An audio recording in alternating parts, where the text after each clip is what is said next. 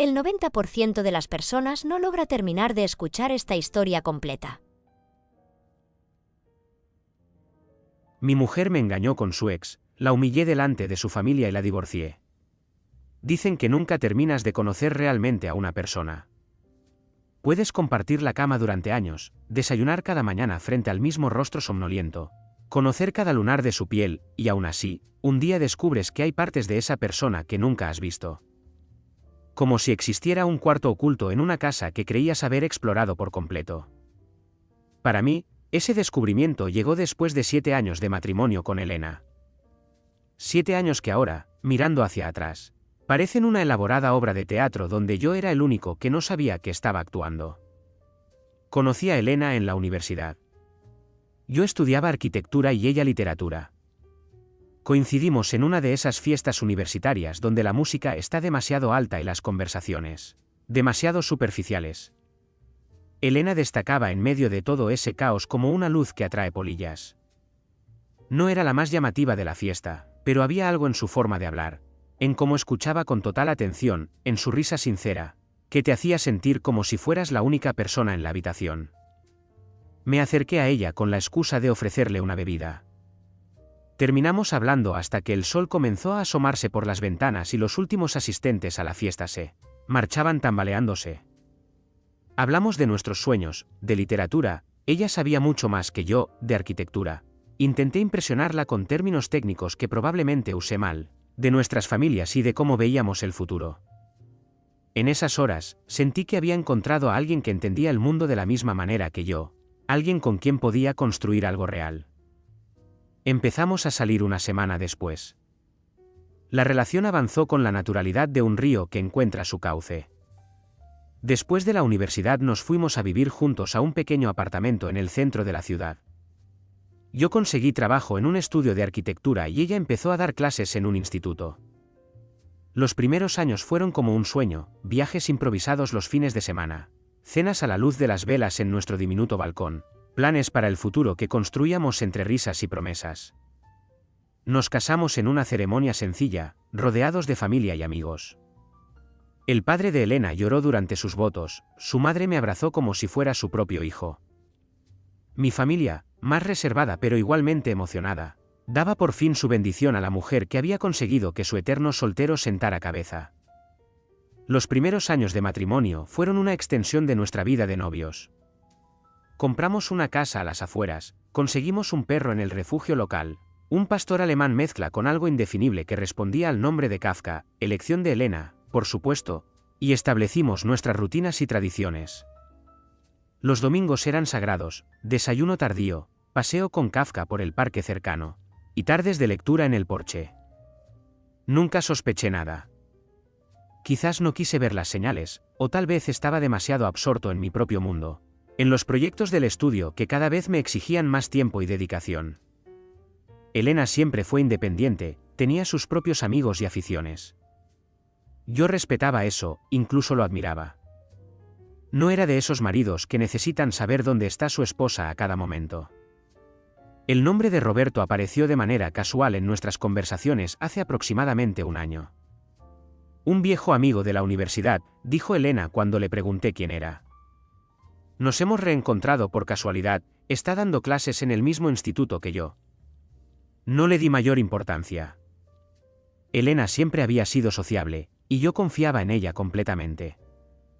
Las primeras sospechas llegaron cuando empecé a notar pequeños cambios en su comportamiento. Elena, que siempre había sido un libro abierto, comenzó a ser más reservada con su teléfono. Se levantaba de la mesa si recibía un mensaje, bajaba la voz cuando hablaba por teléfono. Atribuí estos cambios al estrés del trabajo. El instituto estaba pasando por una reestructuración y ella había mencionado que el ambiente estaba tenso. Luego vinieron las salidas frecuentes con compañeros de trabajo para reuniones de departamento. Elena, que siempre había preferido quedarse en casa con un buen libro, de repente tenía una vida social que yo desconocía. Cuando le preguntaba al respecto, sus respuestas eran vagas, como si estuviera recitando líneas ensayadas. La primera prueba concreta llegó un jueves por la noche. Yo había salido temprano del estudio. Uno de los clientes había cancelado una reunión y decidí sorprender a Elena con una cena en su restaurante. Italiano favorito. La llamé para avisarle, pero no contestó. No era extraño. A veces dejaba el teléfono en silencio durante las clases y se olvidaba de cambiar la configuración. Llegué a casa y encontré todo en silencio. Kafka vino a saludarme con su entusiasmo habitual, pero no había rastro de Elena. Su coche no estaba en el garaje. Recordé que me había mencionado algo sobre una reunión esa tarde, así que decidí esperarla. Pasaron las horas. Cuando el reloj marcó las 10 de la noche, la preocupación comenzó a convertirse en algo más oscuro.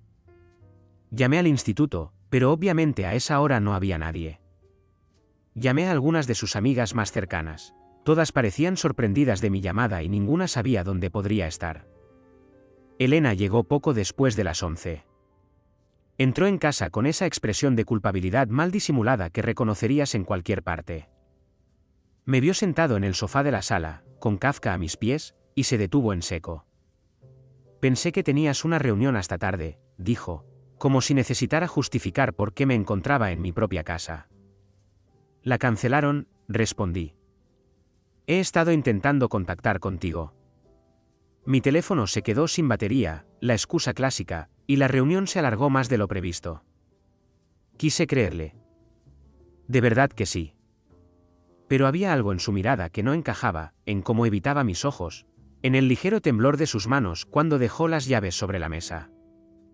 Esa noche dormimos dándonos la espalda, un abismo invisible entre nosotros.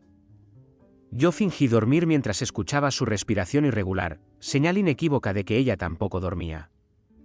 Por primera vez en nuestro matrimonio, sentí que estaba acostado junto a una extraña.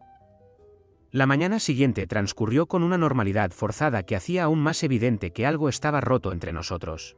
Elena se fue al instituto más temprano de lo habitual, con un beso apresurado en mi mejilla que se sintió como una disculpa silenciosa.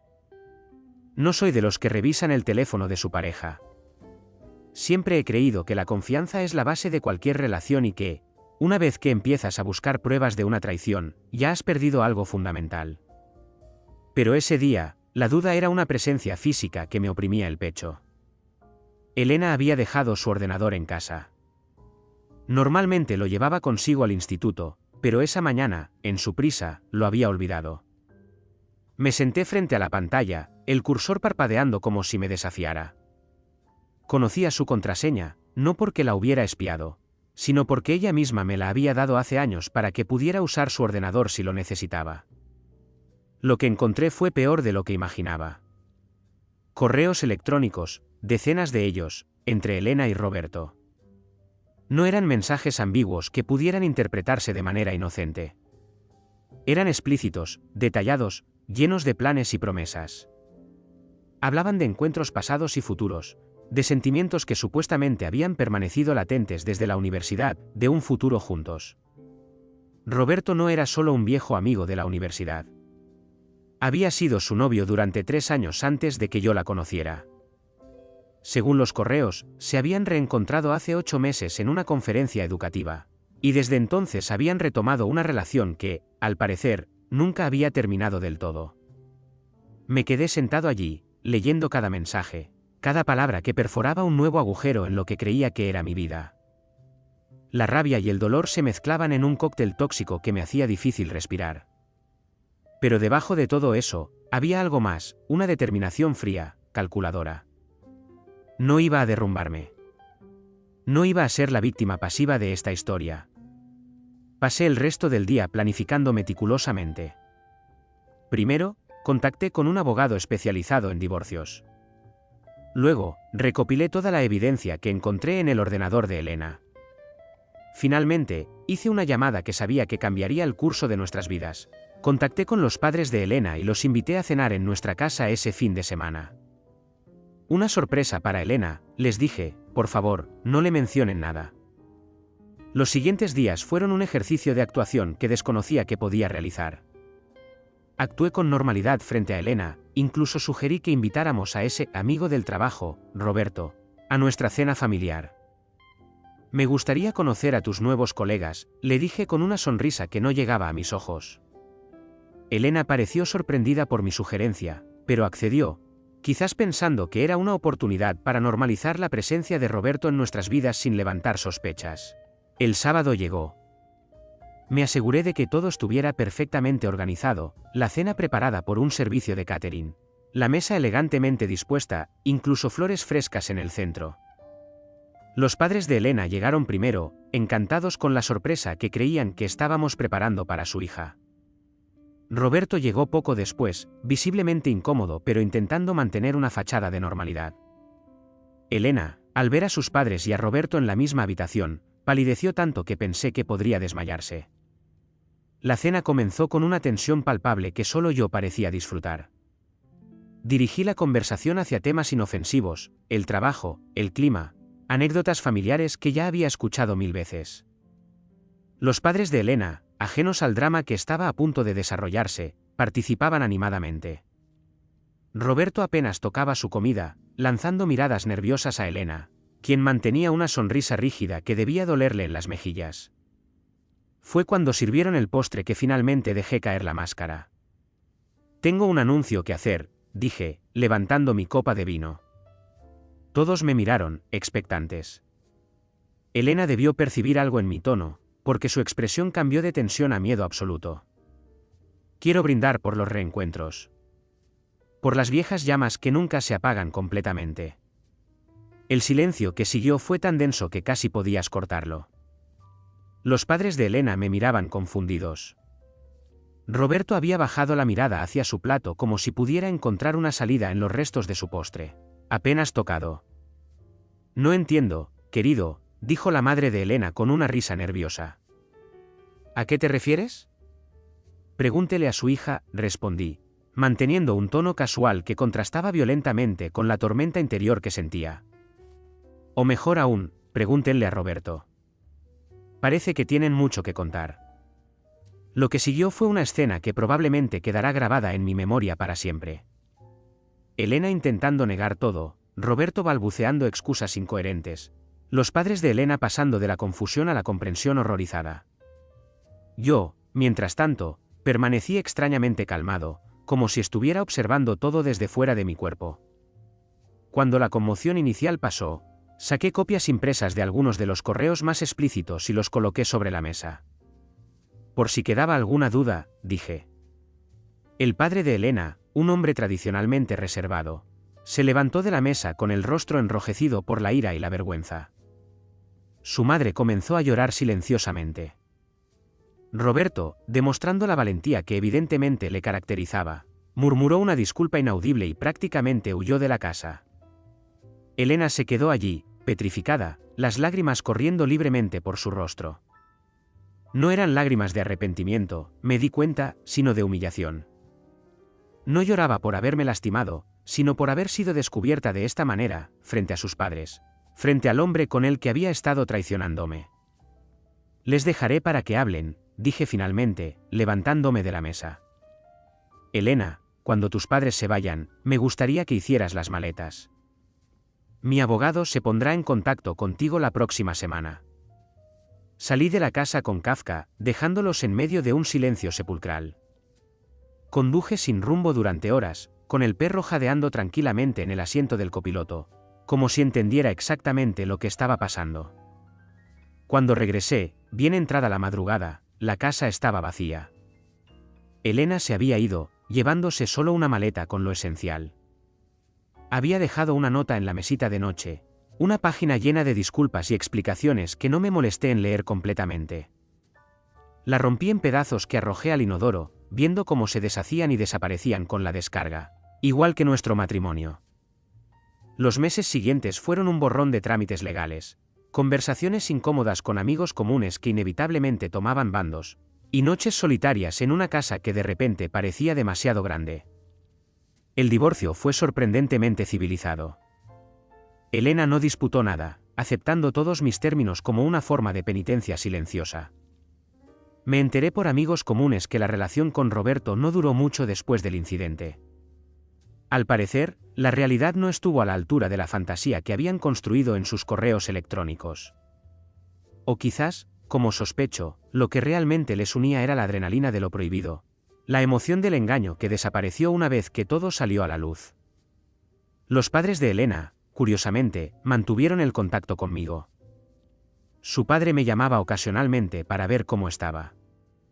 Su madre me enviaba tuppers con comida casera, como si intentara compensar de alguna manera lo que su hija me había hecho. Nunca mencionaban a Elena durante estas interacciones, como si tácitamente hubiéramos acordado que era un tema prohibido. Ha pasado un año desde aquella cena fatídica. He vendido la casa, demasiados recuerdos habitaban sus paredes. Me he mudado a un apartamento en el centro de la ciudad, más pequeño pero lleno de luz, donde Kafka y yo estamos empezando de nuevo.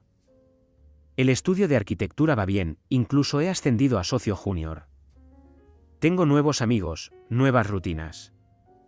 A veces, en las noches más silenciosas, cuando Kafka duerme a los pies de mi cama y la ciudad parece contener la respiración, me pregunto si hice lo correcto. No sobre el divorcio, eso era inevitable, sino sobre la forma en que expuse la infidelidad de Elena. ¿Fue necesario humillarla frente a sus padres y su amante? ¿Fue justicia o simple venganza? La línea entre ambas es tan delgada que, incluso ahora, no estoy seguro de qué lado me encuentro. Hace una semana, vi a Elena por casualidad. Estaba en una cafetería, sola, leyendo un libro como solía hacer en nuestros primeros años juntos. No me vio, y yo no hice ningún esfuerzo por hacerme notar. La observé durante unos minutos, parecía más delgada, con círculos oscuros bajo los ojos que el maquillaje no conseguía ocultar completamente. Pero también había algo diferente en ella, una especie de determinación en la forma en que pasaba las páginas, en cómo mantenía la espalda recta. Parecía, a falta de una palabra mejor, en paz. Salí de la cafetería sin que me viera, con una sensación extraña en el pecho que tardé en identificar. Era alivio.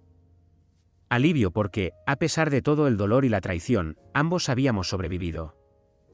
Estábamos siguiendo adelante con nuestras vidas separadas, llevando las cicatrices pero no permitiendo que nos definieran completamente.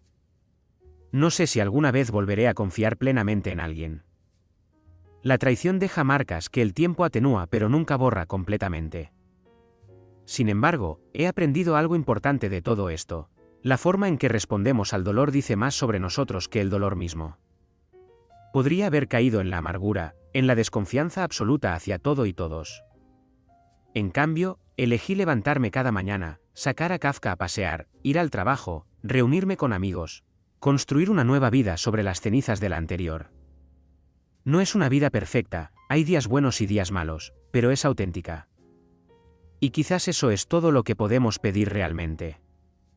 El engaño de Elena me enseñó que no puedes controlar las acciones de los demás, solo tu respuesta a ellas. La humillación pública que orquesté me mostró que la venganza, por satisfactoria que sea momentáneamente, deja un sabor amargo que perdura. Y el divorcio me recordó que los finales también pueden ser comienzos, si eliges verlos así.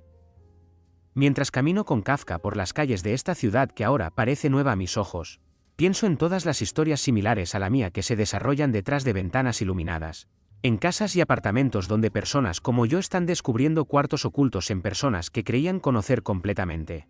Les diría, si pudiera, que el dolor pasa. Que lo que parece insoportable hoy será solo un recuerdo mañana. Que la traición no tiene por qué ser el final de tu historia, sino simplemente el final de un capítulo. Elena me engañó con su ex. La humillé delante de su familia. La divorcié. Esos son los hechos desnudos. Pero la verdadera historia, como siempre, está en lo que ocurre después, en cómo elegimos reconstruirnos después de que alguien más nos ha destrozado. Y esa historia, mi historia, todavía se está escribiendo. Página a página, día a día, con Kafka como testigo silencioso y la ciudad como telón de fondo, estoy descubriendo que hay vida después de la traición. Una vida diferente, sí, pero no necesariamente peor. Solo diferente. Y a veces, diferente es exactamente lo que necesitamos. ¿Conoces alguna historia similar? Cuéntamela en los comentarios.